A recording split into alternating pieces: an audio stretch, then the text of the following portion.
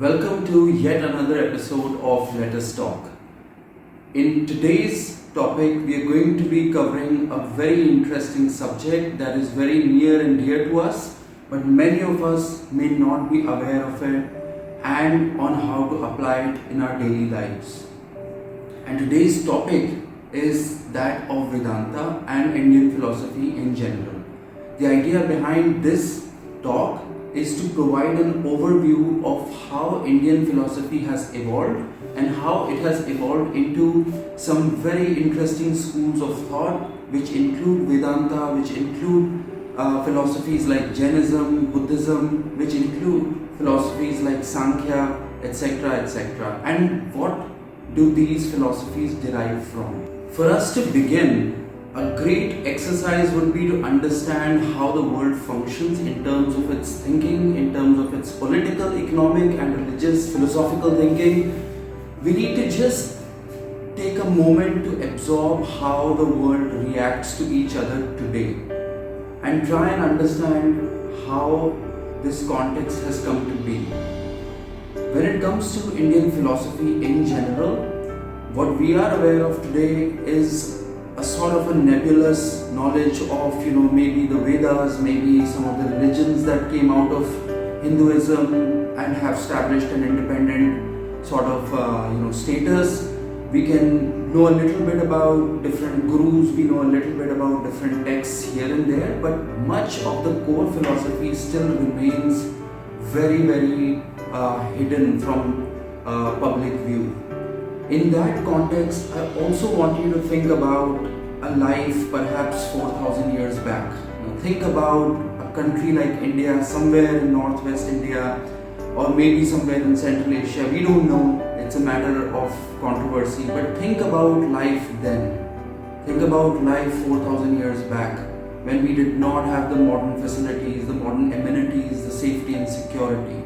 But instead we were dealing with invasions, we were dealing with all kinds of diseases, we were dealing with all kinds of environmental, external, internal conflicts that were happening within groups or in general at that time. And in this context, try and picture maybe a few group of people or one particular individual, we just don't know, coming up with some very, very cryptic sounding incantations and spreading it through verbal discourse, just chanting it out and letting their followers memorize it. And these incantations ranged from everything you could imagine, from the supernatural to the metaphysical, all the way down to basic earthly things. And these incantations became what is known as the Vedas. Right, the four Vedas, the Rig Veda, Yajurveda, Samveda and Atharvaveda. Vedas that were not written down for a good 3,000 years and only documented, written down sometime around the 12th century. That is when we actually have written versions of the Vedas. That's why these Vedas, which have been passed down all the way, through 3 millennia using incantation and memorizing, that is why we call them something as Shruti, that what is heard. Now that is the first step in trying to understand the evolution of our philosophy here. With the Vedas came some very, very cryptic messages which were very difficult to understand, and it would have required a very, very skilled guru or a teacher for anyone to understand the true meaning behind the Vedas. And when those gurus sat down over these millennia, over these years, discussing and rediscussing different topics from the Vedas, they came out with a group of teachings, of discourses, which were primarily between the guru and their disciples, and these teachings were called Upanishads, or basically translating from Sanskrit, you would get it as sitting next to. So sitting next to your guru, what would you get when it comes to discussing the ancient Vedic incantations or mantras? These mantras that came out in the Upanishads as part of the discourse were the true knowledge of the Vedas, were the distilled knowledge of the Vedas, and what they provided were an easy interpretation of what these cryptic Vedic mantras were trying to say, or these samhitas were trying to say. Upanishadic mantras basically will give you all kinds of mental exercises, right from, paradoxes, discussing, seemingly opposite views in the same mantra, all the way down to how one should behave, how one should interact with each other, how one should interact with oneself, with its local scenario environment, and with their overall environment. Now let us try and understand the Upanishads for once. Right? We have the four Vedas, we have some very, very cryptic mantras within them, and it would be absolutely impossible for any of us to be able to understand the true meaning behind what the Vedas might want to say. So these Upanishads come about, and there is a huge set of these Upanishads based on different Vedas, right? These Upanishads bring into the picture a lot of the metaphysical discourse that we know of today as the basis of today's Hinduism, right? This was also a time when Hinduism as we know it did not exist. The very term Hinduism is not Indian. It is something that, the Greeks gave us, the Persians gave us, and later on the British sort of formalized. So for us there was no such thing as a religion, no such thing as a term for religion. The closest we came to was dharma, and these Upanishads became attached to each of these Vedas towards the end, and hence they became known as the Vedant or Vedant. So Upanishads got themselves attached to the Vedas, got the distinction of being called Shrutis themselves, and became what we know as Vedanta. This Vedanta was very important in bringing to the forefront some of the key principles of what we know as Hinduism. And what are these key principles? The concept of dharma, the concept of karma, the concept of sansar, and the concept, and the very, very important concept of Brahma. Not Brahma, not Brahman, but Brahma. The concept of Brahma is very, very revealing for us, very revealing for the world in trying to understand or gauge our mindset from an Indian context. Brahm does not have a gender. Brahm does not have a form. Brahm has no discernible qualities.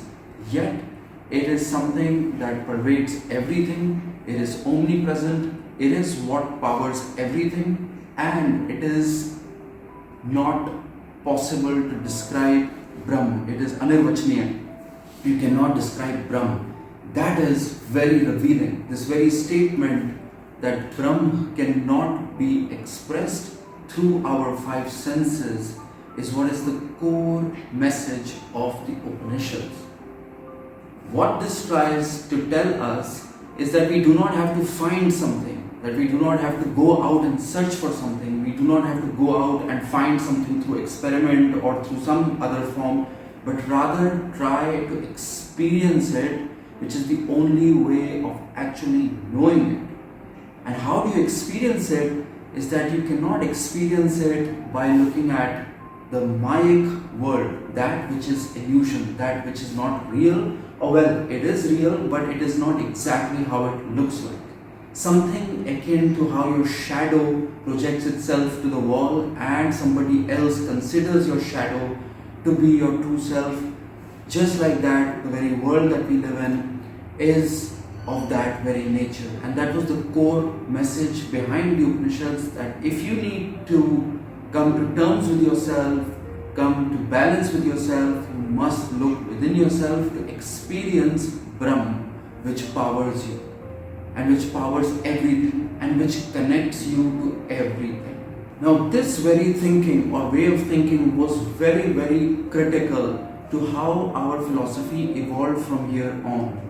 Now if you look at this time, given a lot of socio-political and particularly social changes that were happening sometime around the 5th century BCE, we saw a lot of Shramik traditions come about. And these were those traditions that were basically debating different ideologies within the Vedas or within the Upanishads, debating and trying to come to consensus on some of the very difficult mantras or difficult concepts on how you could define karma, dharma, brahm, whether brahm exists in a certain form, whether there is a creation, whether the concept of time is circular or not, whether there is a soul that belongs to all of us, or whether it's a concept of no soul.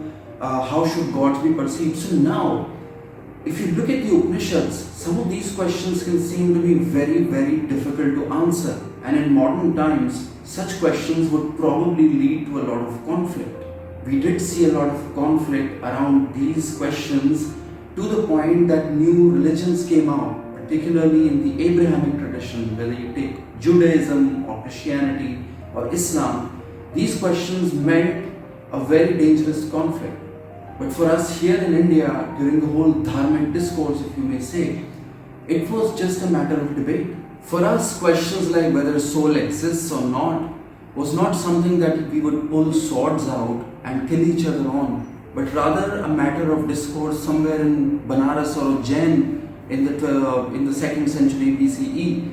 So the entire idea behind how the philosophy was evolving centered a lot around debating and discourse, because we believe that true answers would come from the churning of the sea, and you would see that example in the Puran talking about Sagar Manthan. So you would have everything coming out, whether it was something which could be considered a negative point of view or a positive point of view. Everything was to come out after discourse. So the entire idea behind Indian philosophy in general is discourse. You must keep debating, you must keep discussing, you must keep evolving. And that is the other very key factor or key characteristic of Indian philosophy, is that it evolved. Over the years, it evolved without any issue, without much conflict. One of the best examples is the Hinduism that we know today. So during the time of the Vedas, all the way down to the Upanishads and all the way down to Buddhism and Jainism coming about as their separate philosophies, Gnostic philosophies basically meaning not believing in the supremacy of the Vedas as source of knowledge and not, godlessness. Think about the fact how Hinduism as of today evolved. Going from there, we had different invasions. We had Shankaracharya coming about, codifying Hinduism into a more comprehensible structure, followed by Bhakti tradition, followed by other influences from other religions as well. So there was a lot of going back and forth. And today, what we know as Hinduism is a result of a lot of going back and forth, discussing, borrowing, giving from other philosophies, from other religions. The concept of karma, for example, the 3 types of karmas, prarabdha karma, sanchit karma, kriyaman karma, they come from Buddhism and Jainism. On the other hand, the concept of time, the concept of sansar, the concept of dharma is borrowed from the Vedic philosophy to Buddhism or Jainism. So a lot of this is all about going back and forth and debating. And that's where we come to today, is that if you were to get into Indian philosophy, start delving into it even at this point, maybe later in life or maybe earlier in life, whatever your decision is, you will never find yourself isolated or finding yourself difficult to comprehend some of these philosophies, because they are very, very secular and they are very, very true to your actual nature. So for you to connect to it would be very easy. Well, another suggestion of mine would be that we look at Indian philosophy in general. Let us not look at it as Hinduism, Buddhism or Jainism, but rather a dharmic discourse. Instead of Hinduism, we should look at it as Sanatan, which is all-encompassing. Instead of Buddhism, we should look at it as one of the strategies that could be followed to understand yourself by looking inwards. Similarly, Jainism could be considered the same. So that, for me, is Indian philosophy. A very open, secular and approachable, accessible philosophy that will eventually, at the best, with the best results, lead you to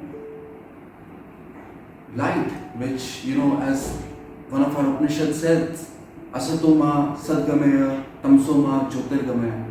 So from the darkness they will lead you to light. Not to heavens, not to some otherworldly place, but just to inner peace. And that is what we all look forward to. With that, I would like to conclude a line from a very beautiful story from the Taittiriya Upanishad, Bhrigu where Bhrigu, this disciple of his father, a very well-known Pandit, and he is debating with his father what exactly is Brahm. And his father says that Brahm is something that keeps expanding and because of which others expand. And that could be attributed to knowledge.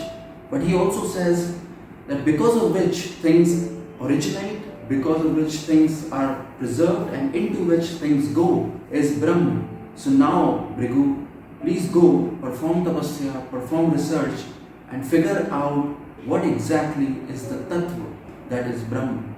And after debating for years and debating through different means, Bhrigu comes back and he says, Anando Brahmeti Vyajana, which means Brahm is Anand. By Anand, by bliss, we are born. By bliss, we are preserved, and into bliss we go.